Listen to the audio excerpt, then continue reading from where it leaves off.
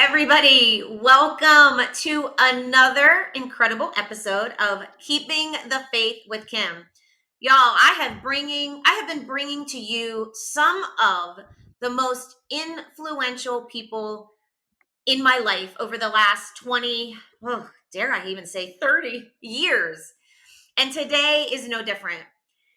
I actually had to write down all of the ways in which God uses him. So before I introduce to you and tell you who it is that's going to be joining us, let me tell you a little bit about this person. He's a speaker, he's a musician, he's an author, a professor, a comedian, he's a homesteader, he has a non-profit ministry, he has a marriage podcast, he's father of 9, grandfather to 8, which obviously means a husband to Linda for 33 years plus. My friend Chris Padgett. I probably missed something because God gave you so many gifts and talents and you share them beautifully, effortlessly with the world. I'm so grateful to have you here with Very me well. today. How Thank are you, you. my This is going to friend? be awesome. I'm great. And yeah, I mean, all of those accolades, all those, credentials, it's hard to imagine that that actually has happened. But yeah, 33 years of marriage and all those kids and grandkids. And I should be exhausted, but I feel like I'm just getting going. That's because you got the Amen. power of the Holy Yeah. Spirit, right? Yeah. So basically, I kind of want to, obviously your life has been ministry. I mean, even as I watch you in your marriage, it's a holy union. It's a ministry. When I watch you father, it's a ministry. And yes, author, speaker, musician, parish missions. I mean, God called you to ministry. There's no doubt. He created you to make a difference in the lives of others, to introduce him to other people. Like walk us back.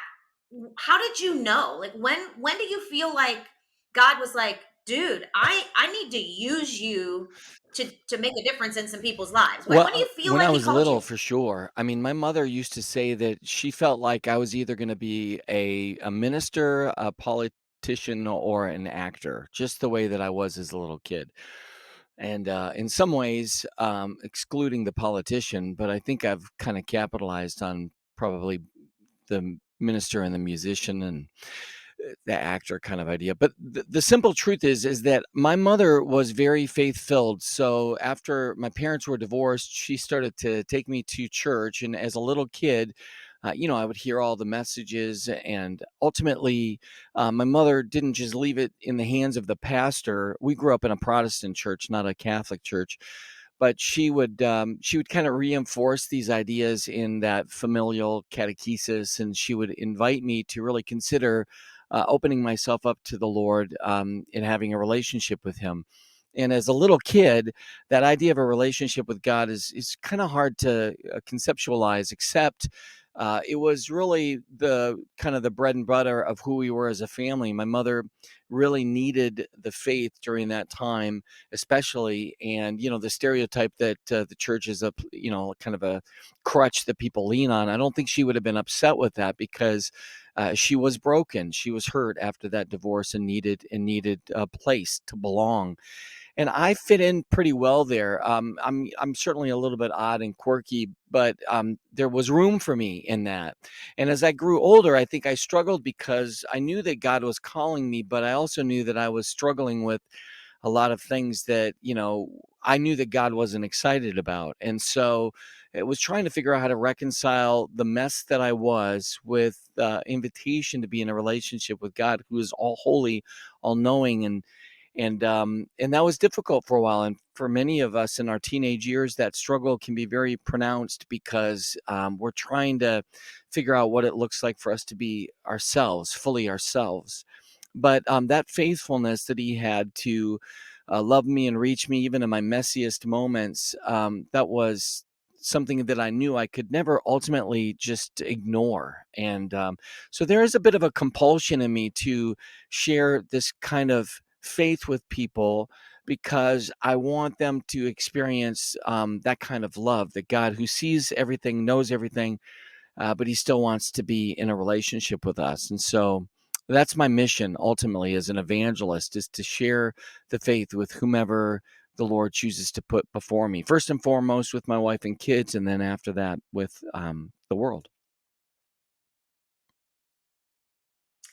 And how beautiful that your mother's, your mother was in a moment of heartache and a change in her life, but she loved you enough to say, I need to introduce you to the Lord. I need to, help you develop this relationship. And then, so this beautiful mother son relationship, her guidance, her love, her strength led you ultimately to the relationship you now have with the Lord that has changed so Mm. many other people's lives. And I love too that you said, so often we're messy, and we say to ourselves, like, Lord, there's just, I'm watching all of these people, these holy people, and they can't be messy like me, they can't be broken like me. And at the end of the day, yes, we are. And if he wants to use you, he will.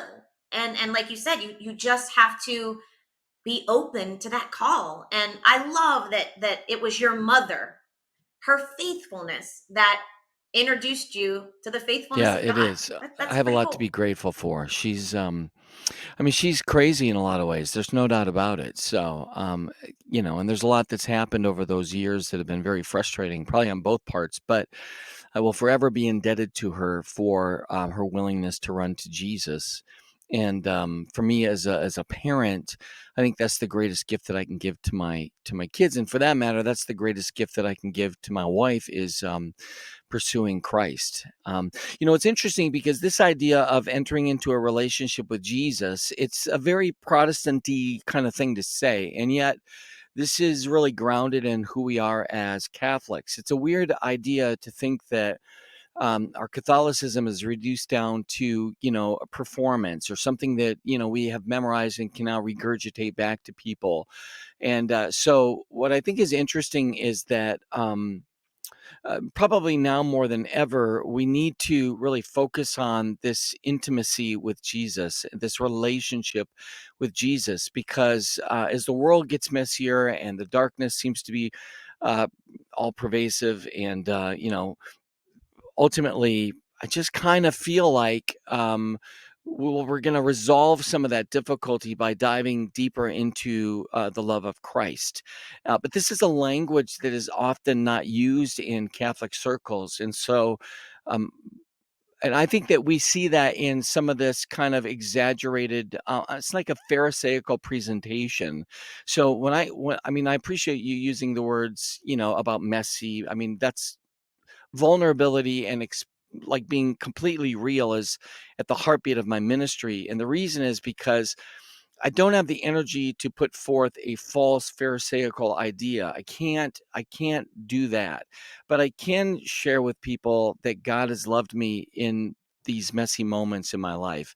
And that, I think we need that message probably now more than ever. If we didn't have that, we would never have the story of the woman at the well, or the woman caught in the act of adultery. We would never have these stories because they're not squeaky clean enough. But those kind of encounters that Jesus has with the broken and the messy, right, the reality of humanity, that's the calling card for anyone who wants to do ministry, is that we're not asked to pretend that we're better than we are, nor are we asked to judge people because they're not as good as we think they should be. We come and we love people right where they are. And I needed that, and the people I minister to need that.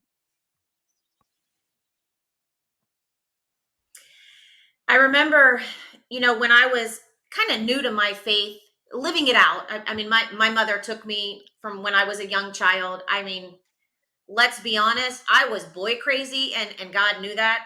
So I didn't sit in the front row to, get that relationship with Jesus. I was flirting with the two altar boys at my church. I'm not going to lie. But God he knew I want this person on my team. And so I got to use what I got to use to develop this relationship. But my mother did. She took me, ever since I was little, and I watched her live her faith. But I remember as I was starting to live it, by no means was I perfect at it, but I was kind of in a group of people where I was living it out more openly than others. And I remember somebody said to me one time, I'm uncomfortable being around you because of your faith. And I really had to sit with that for a minute, because I realized I'm not doing a good enough job inviting people into this relationship as well. I was living it. I was, doing my best to bring him to other people in a way that I just thought, you know, was working, and it wasn't. I was finding that person, I loved their vulnerability, their honesty, saying, "Your love of Christ is actually making me uncomfortable." And that's when I really started to open my eyes up to, you know, the friends around me that were actually seeking this relationship, and I needed to figure out how to not make them feel uncomfortable, but how to make them feel welcome and loved. And I don't know if you've experienced anything over your years of ministry like that, but that was a profound moment in my Yeah. own journey. Well, I have a number of memories of basically people who were extremely legalistic and ridiculous in their behavior towards me. But I also have a memory of a family member who, and in a friend that I felt like was asking me to reconsider maybe how I was presenting the faith to them, because it was pretty judgmental and legalistic, and neither of those feel good. This idea of belonging is a big deal. Linda and I, my wife and I, we watch a lot of documentaries, especially, and if it's got a cult documentary, then we've watched it. I'm just telling you, we've pretty much seen everything any streaming network has to offer on that, and I'm always a little bit fascinated with people who are, obviously intellectually, advanced, and they have, so much that they could offer, and they get caught in a cult. And you're thinking to yourself, like, what? This is insane. Do you not see how dumb this is? And, what we realize is that people want to belong. They want so much to be seen and to be heard, to like be respected and valued. And there's this quote. I keep attributing it to Fulton Sheen. I think it is from him, but it says something along the lines of, "What the church drops, the world picks up." And I do think that this place, this refuge where you can belong, is something that people are so willing to drop everything and be a part of. And we, in a lot of ways, with that judgmental attitude, that exclusive, almost like, secret handshake kind of idea of faith, we've pushed a lot of people away, and they're going to find refuge somewhere. And I think that you know I realized this a long time ago with youth ministry, that we keep, and this applies to adults too for that matter, but we keep offering to people this idealized version of what we think faith is supposed to look like and be like. And it fits all and checks all of the right categories. But at the end of the day, we ourselves can't even do that. But we keep offering it to young people, saying, here's the way that you're supposed to do all of this. And it's subtle, but if you do this, then you're really in the groove. You're really advancing spiritually. But if you ask a lot of people who do ministry, they're probably some of the most needy and broken people on the planet, but they have to pretend that they're not. And I feel like our struggle is, we're becoming experts at presenting a preconceived idea. We are not being experts at presenting the gospel, the good news that Jesus loves us in the complete cataclysmic reality that we are. Wow. Yes. I, you know, so many were just searching. And, you've heard it said, there's a hole in your heart. And like you said, we're going to fill it with something. I'm so grateful that, you know, I chose to fill it with him. But also, one thing I've learned is I have to make that choice all the time, because temptation is there, sin is there, our humanness is there. So just because I decided after a 10th grade retreat to say, hey, this Jesus thing, I think I like it. I think I would like to have a relationship with this guy, doesn't mean from 10th grade on it's been smooth sailing. Every single day, I know I have to wake up, and just like an athlete puts in practice, I've got to put this into practice because it's hard. Life makes it hard. Struggles make it hard. Parenting makes it hard. Getting a new puppy this week makes it hard. I have said more bad words this week than I probably should. So I apologize, my Lord. But, you know,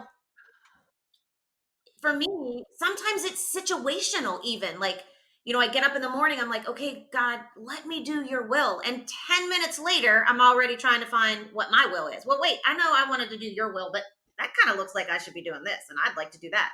So if you shared with us that you have this relationship with him, he's been your foundation.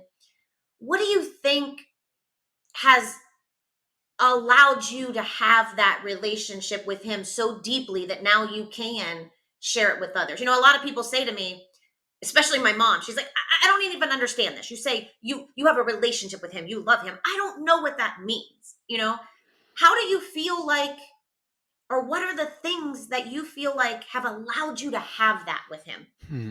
I mean, in some ways, I really appreciate your mother's response with that because I do think that's part of the dilemma here is that whenever I do conferences and I'm working with the team, I usually tell the team, make sure you define, what you mean as you go. Like you can't assume that people know what you're talking about.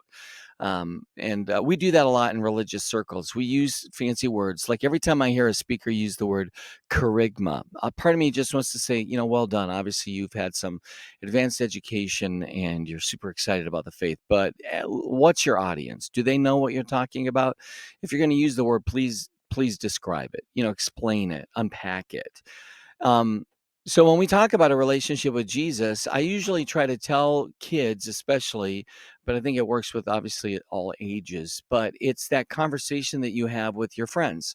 And I know that's a little horrifying for kids because they're very, we can use the bad language kind of scenario. They're very free with their language, which may not fit into a clean, squeaky box.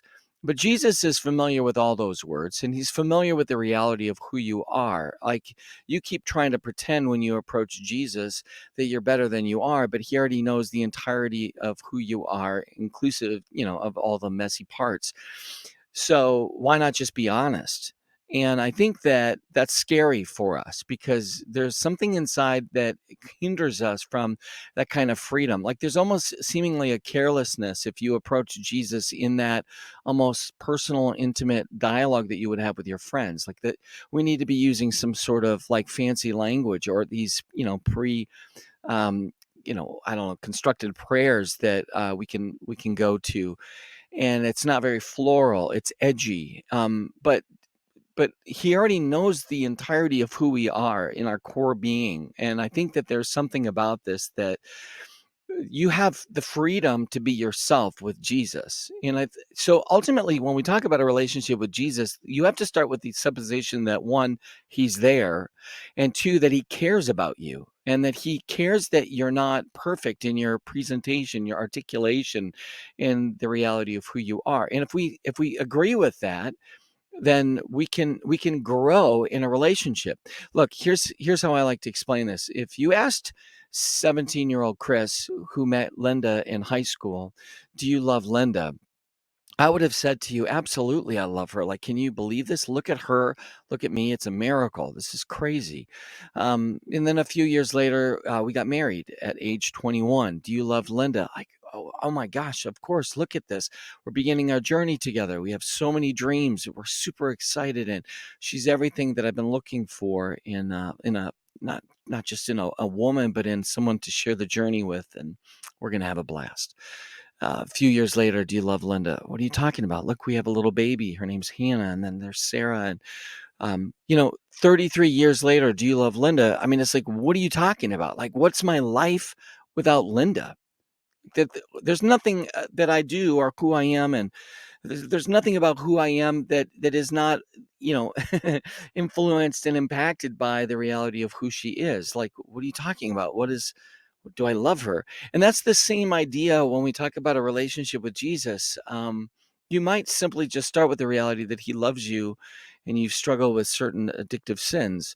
Like, what a grace, what a mercy. How many times has he forgiven you for the same sin over and over? But you're going to grow in that relationship and that conversation. If you're honest in that conversation, he is very genuine in the way that he wants to draw us deeper in. I remember reading a quote. I wish I had it on me right now, but it's over there. Um, it's from Mother Teresa, and she's speaking to all of her people, all of the people that are a part of the ministry and part of who she is. And she says something like this: I worry that some of you still do not know Jesus yet, like personally, intimately. Have you heard him say, I love you to you today? And I love that she said that she went there to people who are doing all the right things religiously, who look good on the outside, but at their core, like, they're just in a lot of ways going through the motions. And so I feel like we're all invited into a deep intimacy with Jesus. The church has this thing like the universal call to holiness. But what does that look like on a day in and day out basis? Well, it looks like you're using all the bad words, and the dogs, recognize that you're irritated. But Jesus is not dismissing you, right? You're not duping him into being in love with you or in a relationship with you. That reality is there. And I think that's the first step to an authentic relationship with someone, is that you have to be yourself. And if you can do that with Christ, you'll find in a year, 5 years, 30 years, 50 years, that it culminates into something very beautiful. That reminded me of one of the most difficult things I've ever experienced was in 2013 when I lost my father. And I at this point was teaching in a Catholic school for years, was a religion teacher. I've been a youth minister, and so people knew me as a person of faith. But the rug was pulled out from under me, and I remember having conversations with God. I mean, I was angry. I remember just saying, I have loved you. I have served you. I'm saying I have, you know, done all of these things for you. And how could you do the one thing that you knew would wreck me? And I just had so much anger. But I remember my friend saying to me, I'm worried about you. I'm worried about this little hiccup you have with God right now, but I'd be more worried about you if you weren't still talking to him. And I think that was the moment that I realized I was angry at him, Mm, but I was still turning to him. My relationship with him wasn't a relationship just of happiness. I knew that I still had to turn to him in my brokenness, but I needed to be honest with what I was feeling. And then, because of that honesty, he started to work, and he sent me so many different people to break down. He knew I was going to have I had a mm. hardness of heart that it was going to take a while. But the amount of people that he sent me to pour into me, to love me through this pain, was a beautiful thing. And I finally was able to understand and accept the death of my father. You'll never get over it, but at first I had hardened my heart so much that I wasn't letting him in to heal it. But I think it's so beautiful to know that he's a God of our good moments, our happy moments, but he's a God of our pain and our suffering too.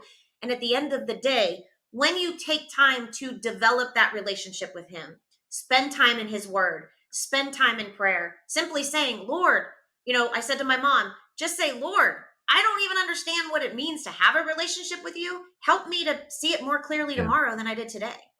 When you're when you stay in that, the way in which he works in your life. It your eyes start to open and you just realize, wow, he's Yeah, there through it amen. all. Amen. I mean, I was thinking a little bit about, my grandmother. I mean, when you lose someone close to you, whether it's a parent, a grandparent, a sibling, even a close friend, those are really very tangibly painful, powerful moments that can be traumatizing, especially obviously a father-daughter relationship is very special. And I think I think it speaks to the way that love is. Like love is so powerful that it's not something that we easily just dismiss and get over when we lose someone. Like it speaks to the profundity of that kind of relationship, that kind of love.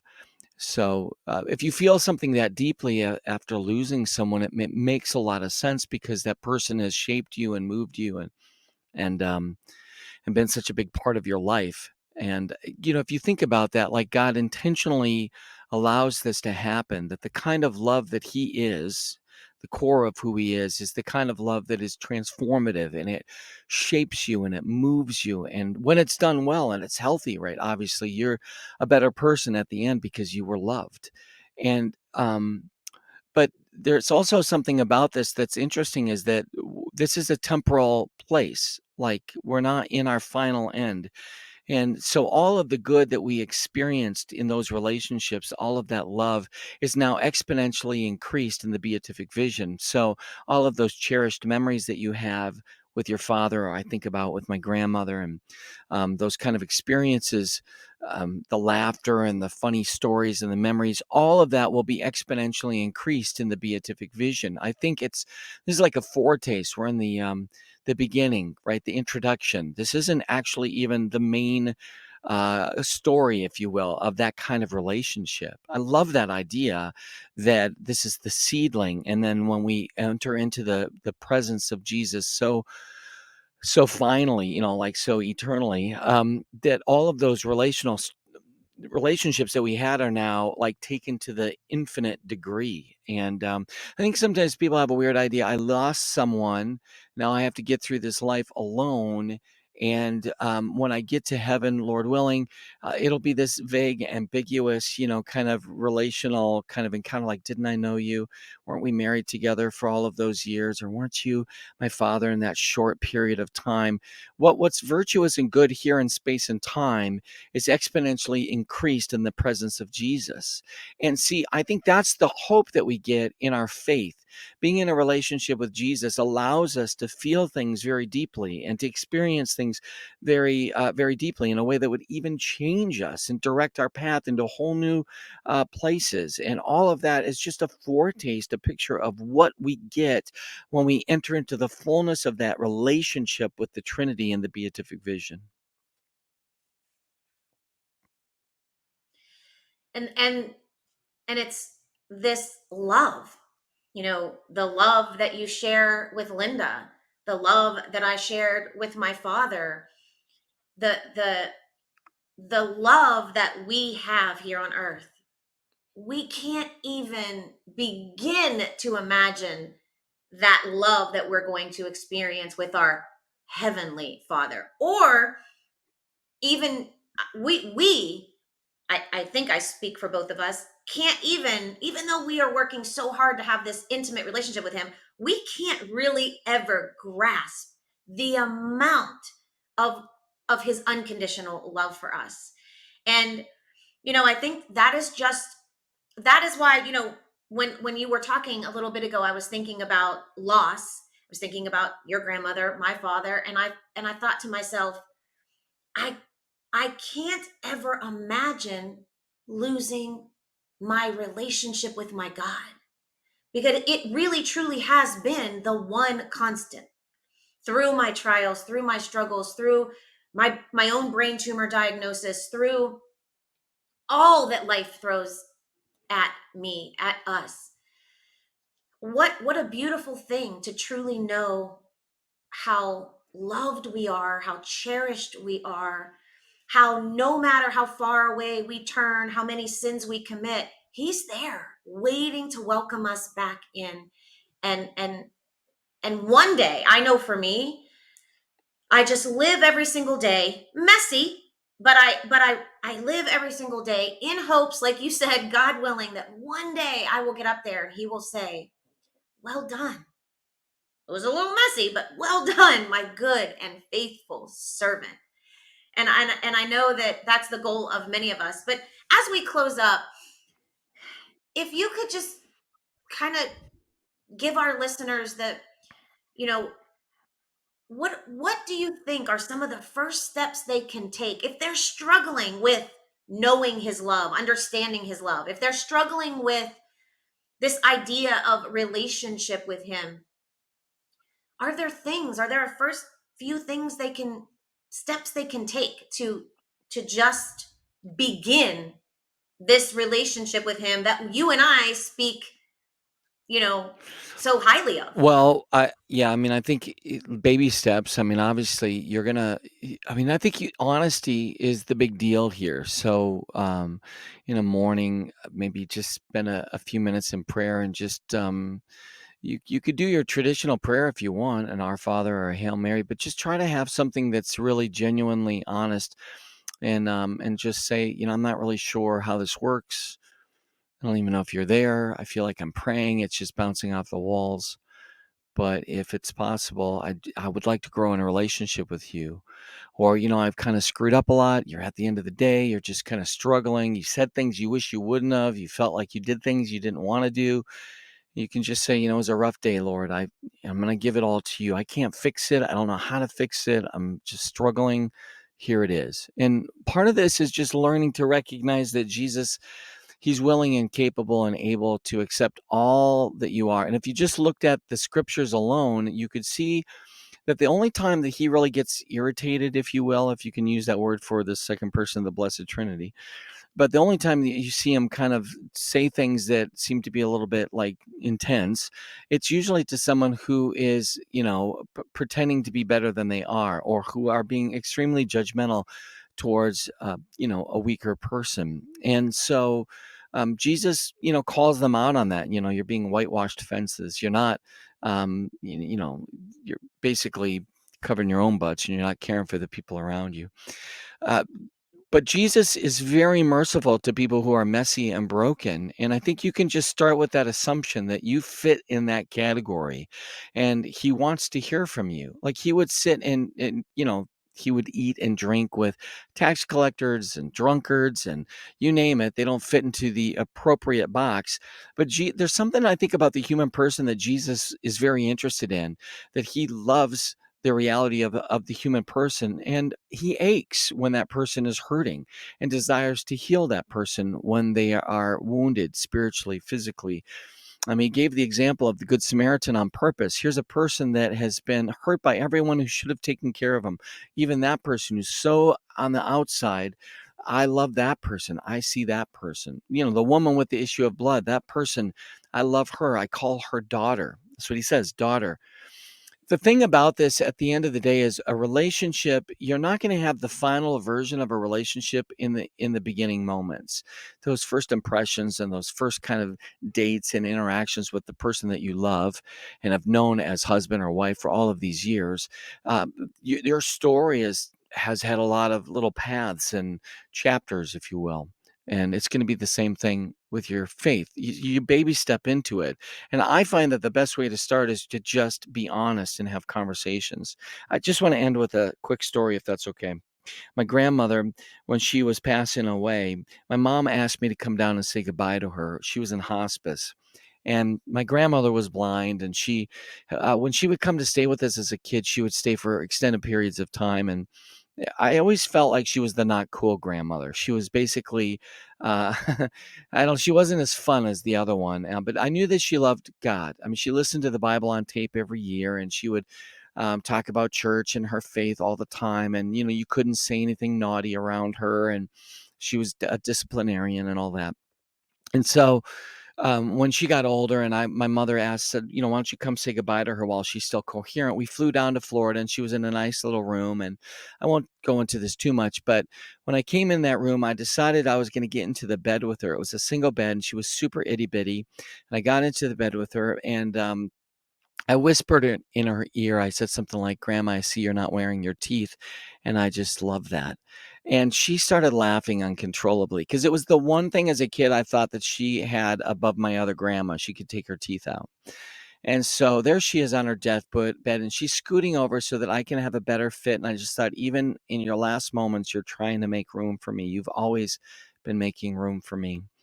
And as we were sitting there and talking and laughing with some family members and just being with her, my wife said, "Maybe you should tell her it's okay that she can go." And so I said to her, I said, "Grandma, uh, Jesus considers you to be one of his closest friends." And she looked up at me with those sightless eyes and she said, "I hope so, because he's one of mine." And I have never forgotten that. And I've thought about that for years and years and years. And that was a true statement. My grandmother, she considered Jesus to be a friend. And I guarantee you that as she entered into eternity, her eyes were open and she was finally able to see the one that she loved so intimately. Like, that's what I want. When I talk about a faith and I talk about having a relationship with Jesus, the one I talk about, the one that I'm just completely interested in knowing me and me knowing him. When I enter, Lord willing, into eternity, hopefully a long time from now, I can look and see him and know that he was far better than I ever thought or imagined. I think that's the invitation for all of us, is to live, um, with confidence that Jesus is really interested in hearing from us and being with us. Drop the mic. That was, I mean, I couldn't have ended this any better. What a beautiful moment of love, and what a lesson. I mean, the lesson from grandma at the Yeah. very last moment of her life. Beautiful. Chris, Thank thank you. you so much for being willing to have this conversation with me, to just, you know, give anyone that chooses to listen today just a little bit of a glimpse of what it means to have a relationship with him. And if they desire that, um, that it can just start, like you said, with an honest conversation, showing up as your 100% true self. And you and I have done that in the ministry world. We're both kind of known as the little bit wacky, quirky, weirder kind of people out there. But the same God that loves you, loves me, and loves the person that is listening right now, that says, you know what, I think I'm gonna show up tomorrow morning and I'm gonna ask for this relationship to Amen. start. Thank you. So thank It's you awesome. so much for being a part of this. Yeah, I please give my love to Linda and the kids and the grandbabies. And you know, we know that I'll be sharing as well. I know you're getting ready to start some podcasts, and you're just doing so much to share your love of Christ with others. And I'm just so grateful for that, because so many years ago when I met you, I'm a better person for my years of knowing you. You have shown me him in so many ways, and I'm so grateful for that. And so I call you my friend. I am my brother in Christ, and I'm just so thankful that God so many years ago Amen. Me too. allowed I'm us very to meet. grateful. And I think, yeah, and I think he knew that one day we would be doing this as I well. know we're not So done yet. So God bless you. I'm very grateful. Thank you. I know. Thank you. All right. Well, everybody, I hope you enjoyed this episode. I am so glad you got to meet my friend Chris. And as I say at the end, every single time, until next time, love them like Jesus.